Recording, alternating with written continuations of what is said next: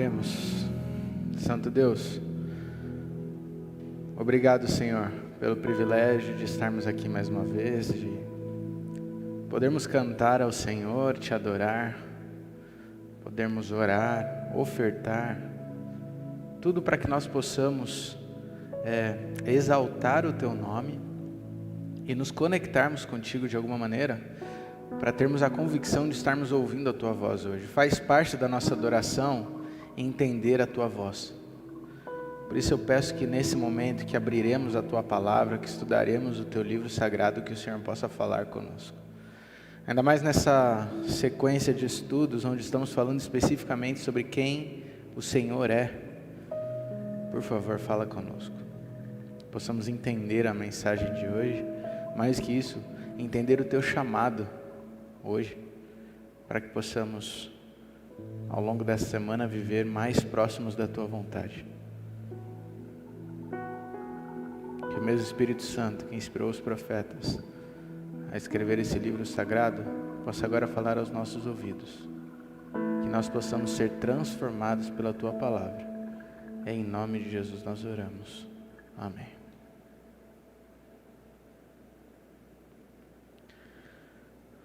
Livro de Marcos, capítulo 10. Se você estiver com a sua Bíblia aí, nós vamos começar lendo o livro de Marcos, capítulo 10.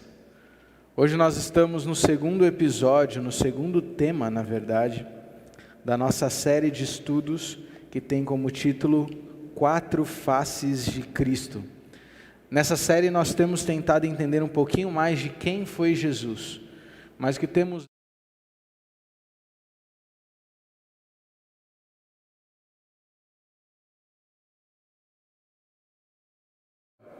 que uma única descrição não é possível para tentar traduzir quem foi esse homem.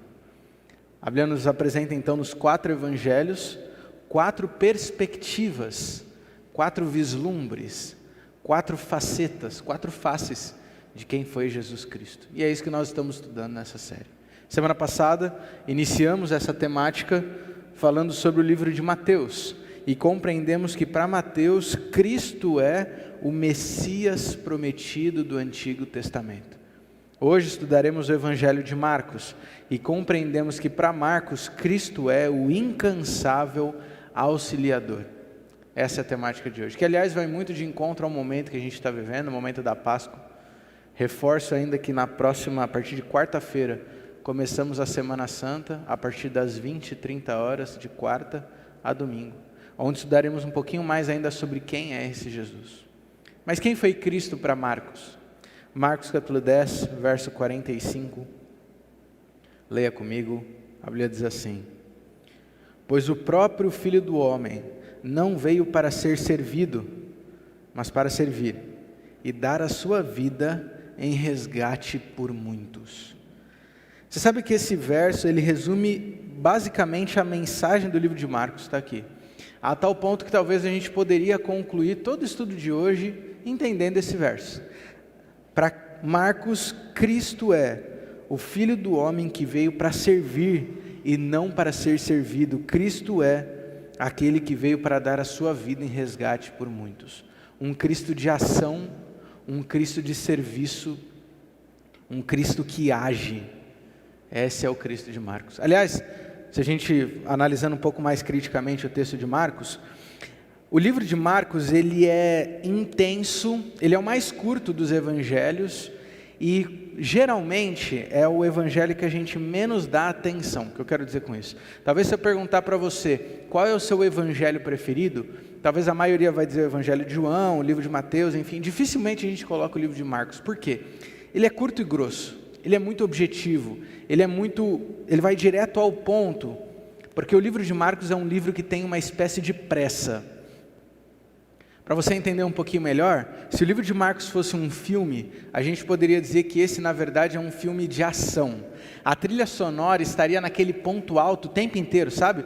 Sabe aquele filme que te deixa com o coração acelerado a ponto de você ficar até ofegante, você não consegue pensar, é muita coisa acontecendo ao mesmo tempo, ele vai acelerado. Marcos não tem tempo para romances paralelos, Marcos não tem tempo para piadas de lado, Marcos não tem tempo para histórias que só enrolam. Não, Marcos é objetivo, ele é acelerado, ele é de ação, é um livro que não para, até que finalmente, abruptamente, ele termina. Simples assim. Se você der uma olhada no final do livro de Marcos, você vai perceber como ele termina quase que do nada. Esse é o livro de Marcos. A tal ponto que quando termina, enquanto subiria as letrinhas do filme, você estaria ali tentando entender o que acabou de acontecer. É um livro intenso. Marcos é um livro de ação, é um livro de histórias. No livro de Marcos você vai encontrar poucos ensinamentos, no sentido de Jesus parando para ensinar. Você vai encontrar poucos comentários do autor, lições que ele tira, até mesmo conceitos teológicos são muito poucos no livro de Marcos. Nesse livro, ou melhor, a gente poderia dizer que esse é o livro que melhor apresenta, ou de forma mais pura, apresenta as histórias das ações e da vida de Cristo. O livro de Marcos é interessante porque ele foi o primeiro evangelho a ser escrito. Alguns inclusive vão dizer com isso que talvez ele tenha sido o primeiro, ou um dos primeiros livros do Novo Testamento a ser escrito também. Nós não sabemos a data exata em que isso aconteceu, mas é muito provável que tenha sido por volta da década de 50 e de 60 do primeiro século, logicamente depois de Cristo. O ponto mais interessante do livro de Marcos é o seu público-alvo. Marcos foi escrito, acredita-se, para cristãos romanos. Você lembra que semana passada nós falamos que Mateus foi escrito para os judeus, não é? Marcos foi escrito para romanos que estavam conhecendo, ou que precisavam conhecer quem era Cristo. E nós temos alguns argumentos para isso. O primeiro deles, ou para entender isso, o primeiro deles é que Marcos apresenta ou usa algumas expressões em latim ao longo do seu texto, diferente dos outros evangelhos. Toda vez que Marcos cita o texto em aramaico, ele faz questão de traduzir na sequência, pressupondo que os seus leitores não conheciam, não dominavam muito bem o idioma.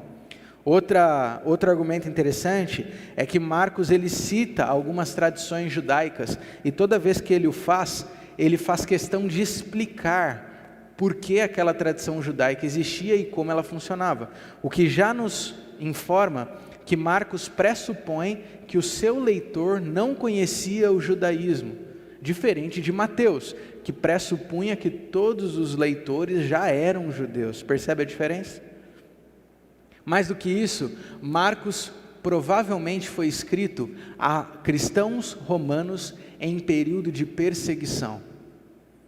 No ano de 64 depois de Cristo, a história nos conta que Nero, imperador romano, numa das atitudes mais incompreensíveis da história, ele ateou fogo ou incendiou a própria capital do seu império. Sua reação então, por ter algum problema com eles, ele culpa os cristãos. E nesse período então começa uma das perseguições mais intensas ao cristianismo. Nesse período, alguns dos apóstolos foram mortos. E é muito provável então que Marcos tenha sido escrito para consolar, confortar e incentivar cristãos perseguidos pelo Império Romano a permanecerem firmes na fé. Fato é, de uma maneira ou de outra, é que é nesse período que o livro de Marcos se populariza, é nesse período que ele ganha força, porque as ações de Cristo que são descritas nesse livro acabam dando força, incentivo e fé para os leitores permanecerem firmes em Cristo. Outro detalhe importante do livro de Marcos é que assim como Lucas, como veremos daqui 2 semanas, Marcos não era um dos 12 discípulos. Mateus e João eram, Marcos não. Como então ele conhecia tantos capítulos da história de Jesus? E esse é um ponto interessante. A Bíblia nos mostra que Marcos tinha uma amizade muito grande com Pedro. A gente vai citar isso daqui a pouquinho. E na teologia se acredita então que é muito provável que os relatos que Marcos conta de Cristo, na verdade é um compilado dos contos que Pedro passou para Marcos. Por isso que alguns teólogos chegam até a sugerir que o Evangelho de Marcos pode também ser chamado de o Evangelho de Pedro, uma experiência compartilhada que é ali relatada. No livro, ou no seu Evangelho, Marcos pretende nos responder 3 perguntas, e isso é muito importante para compreender as lições dele no final da nossa reflexão de hoje. Anota aí. São 3 perguntas que Marcos pretende responder. Primeira, quem é Jesus? Segunda, por que Jesus veio à Terra? Terceiro, o que significa seguir a Jesus? Essas são as 3 perguntas que Marcos pretende responder. E como que ele responde, ou como que ele apresenta a resposta? Ele não apresenta a resposta com conceitos teológicos ou filosofia, ele não propõe uma discussão teológica sobre quem era Jesus, não. Marcos pretende te responder essa pergunta simplesmente contando quem Jesus foi. É através de uma overdose de ações de Cristo que Marcos pretende te responder quem foi Jesus, por que ele veio e o que significa ser um discípulo de Cristo. Ele é objetivo nas suas histórias, como eu mencionei. O livro de Marcos começa com o batismo de Jesus e termina com a ressurreição, sem mais nem menos, apenas o cerne da história de Cristo. A ideia aqui é que Marcos relata tantos milagres e tantas ações de Cristo que chega uma altura da leitura que você é obrigado a reconhecer que esse homem não foi um homem comum. É tanta história, tanto evento de Cristo que você se vê obrigado a aceitar que Jesus é de fato o Filho do homem, o Filho de Deus. Deus é um Deus de ação. Existem 7 trechos no livro de Marcos que são histórias exclusivas dele, só ele conta. E mais da metade desses 7 trechos são milagres ou ações de Cristo. Marcos, por exemplo, é o único que cita Jesus como um carpinteiro. Sabe essa informação que a gente tem tão fixa na nossa mente? É só Marcos que menciona isso, ou construtor, se você preferir. A palavra-chave do livro de Marcos é a palavra grega eutus. Eutus. E sabe o que ela significa? Ela é traduzida no livro para o português como imediatamente, logo e em seguida. Essa é a palavra que mais aparece no livro de Marcos. E significa que toda vez que você lê a história em Marcos, pode reparar, a história, ele conta o episódio de Jesus e diz, e em seguida, então, na sequência, imediatamente, logo, justamente para te dar essa noção de que Jesus não para. Ele faz uma coisa atrás da outra. Essa é a tônica do livro de Marcos. E que lições nós podemos tirar desse livro? Uma vez que hoje, graças a Deus, não vivemos perseguição como viviam os romanos naquele tempo, os cristãos romanos. Quais são as lições que podemos tirar do livro de Marcos? Bom, para responder essa pergunta, eu acredito que a melhor forma é nós entendermos ou conhecermos um pouquinho mais sobre o seu autor.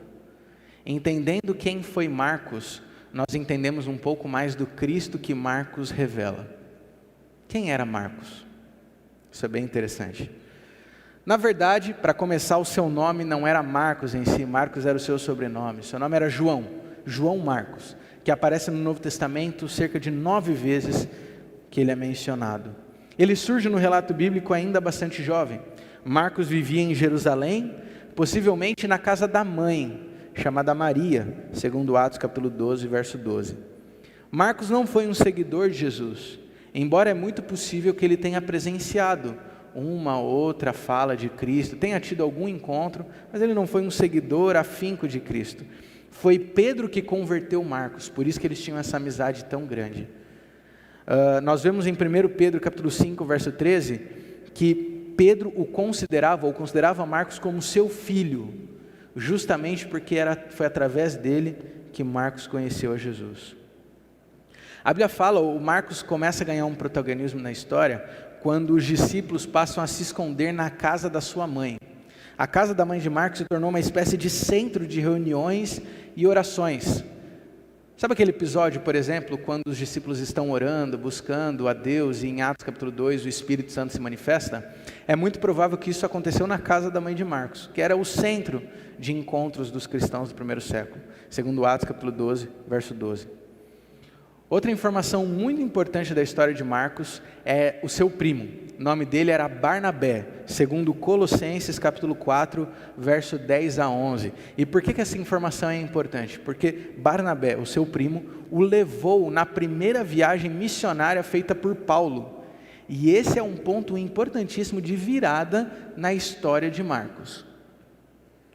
O que eu estou tentando te mostrar é que o que a Bíblia nos apresenta é que Marcos tinha tudo para ser um grande pregador da causa de Deus, um grande personagem da igreja cristã. Mas houve um dia que ele tomou uma decisão que mudou tudo. Foi justamente nessa primeira viagem missionária. Paulo estava iniciando seu ministério mais formalmente, Barnabé foi junto e por isso convidou Marcos, o seu primo, para o acompanhar. Marcos então acompanhava a caravana junto, pregando sobre Jesus, até que chega um momento que tudo muda. A caravana saiu de Antioquia e viajou até Chipre. Ali em Chipre, ou melhor, na região de Pafos mais especificamente, alguma coisa mudou. Porque o que a Bíblia nos conta, sem dizer muitos motivos ou razões, é que quando o grupo entrou no barco de novo, em direção à cidade de Perge, Marcos já não estava mais ali. A Bíblia nos fala que Marcos decidiu voltar para casa, para Jerusalém, e simplesmente abandonou o grupo para trás. Deixou na mão, sem dar a menor satisfação. E aqui nós começamos a entender um perfil fundamental de quem era João Marcos. Marcos parecia ser alguém medroso, ou se você prefere uma palavra mais forte, Marcos parecia ser alguém covarde. Na hora da pressão, ele desistia. Na hora do aperto, ele abandonava. Marcos não era alguém confiável. E quando você lê a história de Atos, você percebe que Paulo foi a pessoa mais revoltada com essa situação. Quando ele percebeu que Marcos abandonou, Paulo rotulou Marcos como esse tipo de gente não confiável e simplesmente desistiu de Marcos como um missionário, como alguém que poderia o acompanhar nas viagens. Então chega o ponto mais fundamental da história, quando Paulo vai começar a segunda viagem missionária, ele começa a montar o seu grupo. Barnabé chega para ele e fala: Paulo, vamos levar o meu primo Marcos de novo para a viagem? E Paulo fala: Barnabé, olha, eu sei que ele é teu primo, mas não tem como, ele abandonou a gente, você quer que leve ele de novo? E então começa uma briga, uma discussão. Aliás, uma discussão tão importante que poderia marcar uma crise para a igreja cristã. Marcos foi o pivô do conflito entre Paulo e Barnabé, a tal ponto que a dupla dinâmica do evangelho decidiu se separar. Paulo levou Silas para um canto e Barnabé foi com Marcos para outro canto, segundo Atos capítulo 15, verso 37 ao 40. Mas você sabe que Deus escreve reto por linhas tortas. E Deus usou esse episódio, então, para tornar o evangelho ainda mais contaminável, vou dizer assim. Porque agora, ao invés de ser uma dupla pregando o evangelho, eram duas, em pontos diferentes. E assim o evangelho se espalhou. O que é importante frisar ainda, terminando essa breve biografia de Marcos, é que nessa segunda viagem, Marcos parece ter mudado. Marcos parece ter corrigido a sua falha, ele aprendeu a lição. E o que nós vemos no final do Novo Testamento, ou na sequência, é que Marcos se tornou alguém fundamental e importantíssimo para a causa da igreja de Deus. Segundo a tradição cristã, Marcos foi o fundador da igreja de Alexandria.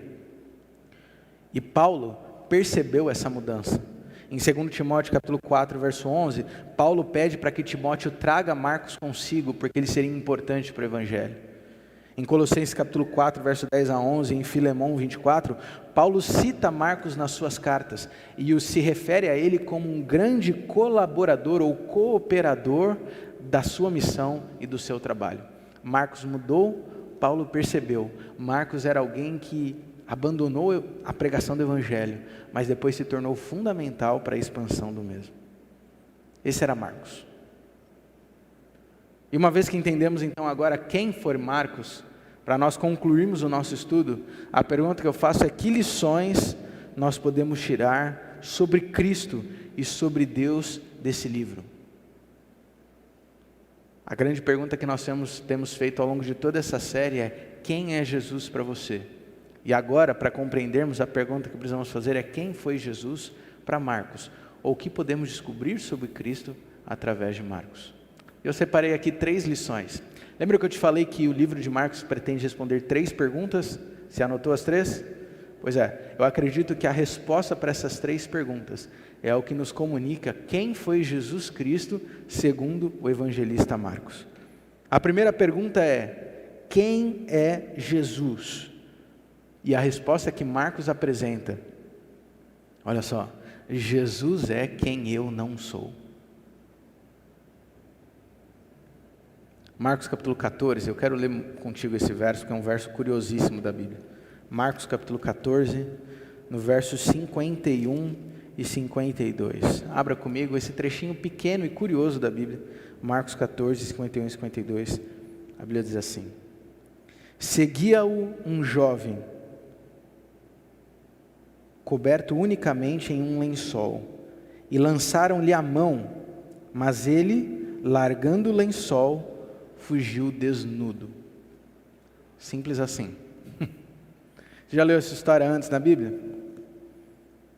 Eu me lembro a primeira vez que eu li essa história, ainda pequeno, quando eu comecei a fazer a minha leitura da Bíblia de maneira mais atenta, tentando entender o que o texto dizia. Eu me lembro que esse trecho ele me intrigou muito na Bíblia. Eu gostava de anotar na margem da Bíblia, sabe quando você faz anotações daquilo que você está lendo? Então eu geralmente escrevia, olha, aqui aprendemos, Deus é assim, aqui entendemos tal coisa. E uma coisa que sempre tive muito clara na minha mente é que a Bíblia é um livro onde nada é por acaso, né? Deus escreveu o mais essencial para conhecermos quem Ele é. E aí toda vez que eu li essa história, eu ficava me perguntando, meu Deus, por que isso aqui está aqui? E aí se você olhar a minha Bíblia, está escrito assim até hoje. Por que isso dessa história? É porque essa história não faz sentido com a lógica de Marcos. A gente acabou de falar de que Marcos é um livro objetivo, que fala de Cristo de maneira direta, abrupta, conta fatos de Cristo, ele não para histórias paralelas. Então de repente, veja, se você ler o contexto, ele está falando do momento onde Jesus foi traído, da noite onde Jesus está sendo levado para ser crucificado e julgado. E Marcos para esse relato fundamental, para simplesmente em 2 versos contar a história de um menino que surge do nada, vestido num lençol e sai correndo pelado, e isso desaparece do nada da história. E mais, Marcos é o único que conta desse personagem. Por que isso está aqui? Por que isso é tão importante para um Marcos tão objetivo e tão apressado assim? A Bíblia não nos conta mais detalhes sobre esse rapaz, mas existem alguns argumentos na Bíblia que nos levam a crer na teologia que esse rapaz vestido no lençol que foge desnudo, sabe quem é? O próprio Marcos. O próprio Marcos. Tal qual o evangelista João, ele esconde sua própria identidade, mas ele faz questão de registrar essa história, porque essa é a única interação que Marcos teve com Cristo em vida. Vale destacar que a expressão desnudo aqui não indica que ele estava necessariamente pelado em si, ou nu. Na verdade, vale lembrar que no momento em que Jesus foi crucificado ou traído, todos foram pegos de surpresa. Foi durante a madrugada, num jardim, de maneira bem sorrateira. Então, quando a notícia começou a se espalhar, é como se Marcos fosse pego de surpresa, é como se ele estivesse em casa, já de pijama, ou com as roupas íntimas. Então, quando ele vai ver o que está, a confusão, vê ali o burburinho, ele veste um moletom qualquer, ou na linguagem bíblica, ele coloca um lençol por cima e vai ver o que está acontecendo.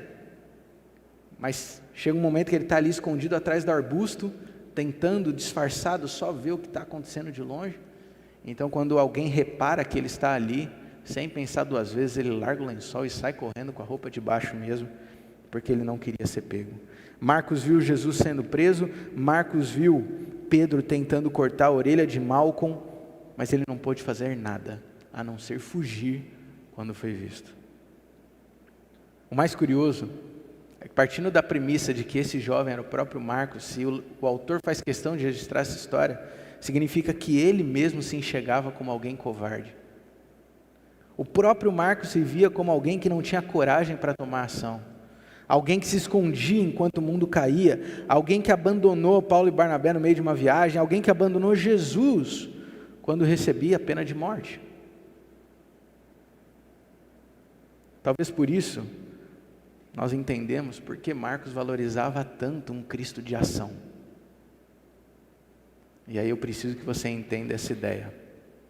Sabe quem era Jesus para Marcos? Exatamente o oposto de quem ele era. Porque enquanto Marcos era o homem que fugia, Jesus era o homem que ia adiante. Enquanto Marcos era aquele que parava, Jesus era alguém que seguia. Enquanto Marcos tinha medo, Jesus tinha a coragem de enfrentar todos e nos dar a salvação. Jesus era exatamente o que Marcos não era. Essa é a primeira lição do livro. Quem é Jesus para você? Jesus é exatamente quem você não é. Alguma vez você já olhou para a sua vida numa autocrítica e se frustrou com aquilo que viu? Alguma vez você já olhou para as suas conquistas, para os seus sonhos, para aquilo que você buscava, aquilo que você queria ser, mas não é? Ou como Paulo também diz, miserável homem que eu sou, o bem que eu quero fazer eu não faço, e o mal que eu não quero esse eu faço. Alguma vez você já se frustrou com quem você é? Siga o exemplo de Marcos, olhe para Cristo, e você vai enxergar exatamente o modelo de quem você sonhava em ser. Mas pastor, não chega a ser meio frustrante olhar para Cristo, um modelo tão ideal, e a gente ser diferente? Marcos mudou na sua história. E por que não entender que se Marcos mudou, foi porque ele copiou o Jesus Cristo de quem ele decidiu escrever a história? Marcos se tornou outra pessoa, mas não foi por acaso. Marcos se tornou outra pessoa porque ele permitiu que Cristo transformasse a sua vida. Jesus é especificamente aquilo que você não é, que eu não sou. Portanto, a primeira lição de Marcos é: olhe para Cristo, imite a Cristo, e você se tornará quem você é suposto ser. Segunda pergunta que o livro de Marcos nos responde é: por que Jesus veio? Quem é Jesus? Por que Jesus veio? E a resposta que Marcos apresenta é: Jesus veio para nos dar uma segunda chance. No capítulo 1 do seu livro, versos 3 e 4, e no verso 8 ele diz: voz do que clama no deserto, preparai o caminho do Senhor, endireitai as suas veredas. Ele diz então que apareceu João Batista no deserto, pregando o batismo de arrependimento para a remissão de pecados. Eu vos tenho batizado com água, diz João Batista, ele, porém, vos batizará com o Espírito Santo. Veja que Marcos não fala do nascimento de Cristo ou da sua infância. Marcos começa direto no ponto da sua mensagem. Por que Jesus veio à Terra? Para trazer arrependimento, para trazer a salvação, para trazer o Espírito Santo. Jesus veio à Terra para nos dar uma segunda chance. O Marcos, que tanto buscava uma segunda chance para ser diferente, ele encontra em Cristo exatamente alguém que oferece a segunda chance. Cristo oferece a segunda chance para todos que falharam com Ele. Ele deu uma segunda chance para todos aqueles que perdoou e expulsou demônios. Ele deu uma segunda chance para Pedro, que o negou 3 vezes. Ele deu uma segunda chance para o próprio Marcos, que havia abandonado a missão e se escondido na prisão do mestre. O Deus de Marcos é o Deus da segunda chance. Por isso, se hoje você carrega a culpa do erro, a frustração pelas falhas, o peso de não ser exatamente quem deveria ser, o Cristo de Marcos é o Cristo que sempre te dá uma segunda chance. É o Cristo do recomeço, é o Cristo das novas oportunidades, é o Cristo do arrependimento, é o Cristo do perdão e da salvação. Cristo veio teoricamente para salvar a todos e praticamente para salvar os que o recebem. O convite é para todos. Todos têm uma segunda chance. Terceira e última pergunta que Marcos nos responde: quem é Jesus? Por que ele veio? Como seguir a Jesus? O que significa seguir a Cristo? Seguir a Jesus, segundo Marcos, significa servir. Seguir a Jesus significa servir. Verso 34 e 35 do capítulo 8, Marcos diz: então, convocando a multidão e juntamente seus discípulos, lhes disse: se alguém quer vir após mim, a si mesmo se negue, tome a sua cruz e siga-me. Pois quem quiser salvar a sua vida, perdê-la-á. Quem perder a vida por causa de mim e do Evangelho, salvá-la-á. Marcos nos fala de um discipulado de serviço. O livro de Marcos nos apresenta um Cristo que sofreu, um Cristo que serviu, um Cristo que se humilhou, um Cristo que morreu por nós. Na lógica de Marcos, não faz sentido eu, como seguidor de Cristo, passar por menos do que Cristo passou. Quando Marcos escreve para os cristãos sofrendo perseguição, a tônica dele é: Jesus foi perseguido, por isso é mais do que esperado que nós também passemos por perseguição. Essa é a lógica de Marcos. Jesus veio para servir, por isso ser discípulo de Cristo significa, antes de mais nada, decidir viver uma vida de serviço. O Deus de Marcos é o Deus que serve, por isso segui-lo implica em servi-lo. Segui-lo implica em servi-lo. Ser discípulo é negar o seu eu, as suas vontades, o seu interesse, as suas paixões, e colocar Deus na frente de tudo. Ser discípulo é servir a Deus não em um momento da vida, mas como propósito de vida. É uma transformação do propósito de vida. Cristo morreu por você, para que você possa viver por Ele. Essa é a lógica de Marcos. Cristo morreu por você, para que você possa viver por Ele. Cristo é quem eu não sou. Cristo veio para me dar uma segunda chance. Seguir a Cristo significa servir a Cristo. Nós vamos terminar essa mensagem com uma música, como fazemos sempre. Enquanto o grupo se ajeita, eu preciso só que você entenda que Marcos nos apresenta um Cristo, que é exatamente o que nós precisamos. Eu acredito que Marcos é o personagem com quem nós mais podemos nos identificar. Porque Marcos é o evangelho dos fracos, covardes e falhos. Marcos é o meu e o seu evangelho. Marcos fala do Cristo forte, corajoso e perfeito. Marcos fala do meu e do seu Cristo. A pergunta que sempre fica é: quem é Jesus para você?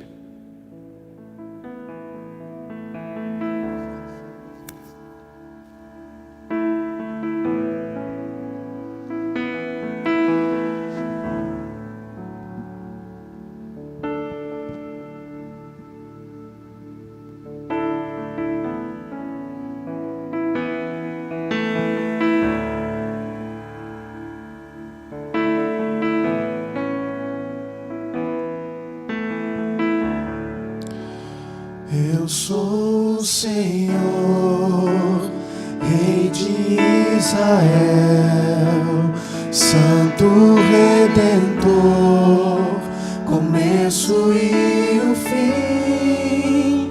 Sou o Criador, o verdadeiro Deus. Eu sou a cura, sou o poder. Eu sou o Amém, estrela da manhã. Eu morri na cruz, trouxe salvação. Conheço a tua dor, ouço teu clamor, e minha destra não falhará. Ouça a voz do Senhor. Não há o que temer, contigo eu estou. Não te assombres, porque eu sou teu Deus. Te fortalecerei, te sustentarei com minha mão, eu serei fiel. Não há o que temer, não há o que temer, contigo eu estou. Não te assombres, porque eu sou teu Deus. Te fortalecerei, te sustentarei com minha mão, eu serei fiel.